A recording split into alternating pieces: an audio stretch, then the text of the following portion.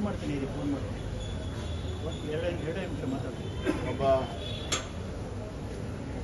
ಸರಳ ಸಜ್ಜನ ರಾಜಕಾರಣಿ, ಜೆಂಟಲ್ಮನ್ ಇನ್ ಪೊಲಿಟಿಕ್ಸ್, ಅವರನ್ನು ನಾವು ಇವತ್ತು ಕಳ್ಕೊಂಡಿದ್ದೀವಿ.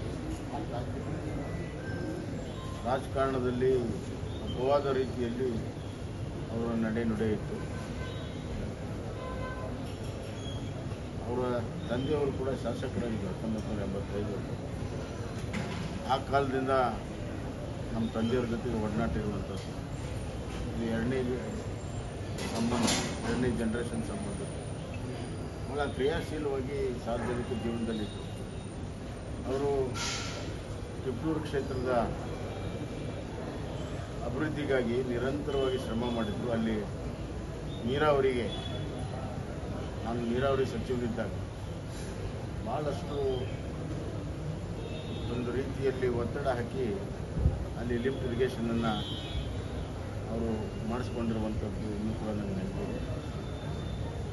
ಅಷ್ಟೇ ಅಲ್ಲ, ತಿಪ್ಟೂರಿನ ಕೊಬ್ಬರಿ ಬೆಲೆ ಏರಿಕೆ ಮಾಡುವ ಸಲುವಾಗಿ ಹೋರಾಟ, ನಿರಂತರವಾಗಿ ಮಾರುಕಟ್ಟೆ ಜೊತೆಗೆ ಸಂಬಂಧ ಮತ್ತು ಸರ್ಕಾರದಲ್ಲಿ ಪ್ರಭಾವವನ್ನು ಬೀರುವಂಥ ಕೆಲಸವನ್ನು ಅವರು ನಿರಂತರವಾಗಿ ಮಾಡ್ತಾಯಿದ್ರು. ನನ್ನ ಸರ್ಕಾರದಲ್ಲಿ ಅವರು ಶಿಕ್ಷಣ ಸಚಿವರಾಗಿ, ಪ್ರಾಥಮಿಕ ಶಿಕ್ಷಣ ಸಚಿವರಾಗಿ ಭಾಳ ಉತ್ತಮವಾದಂಥ ಕೆಲಸವನ್ನು ಮಾಡಿದರು.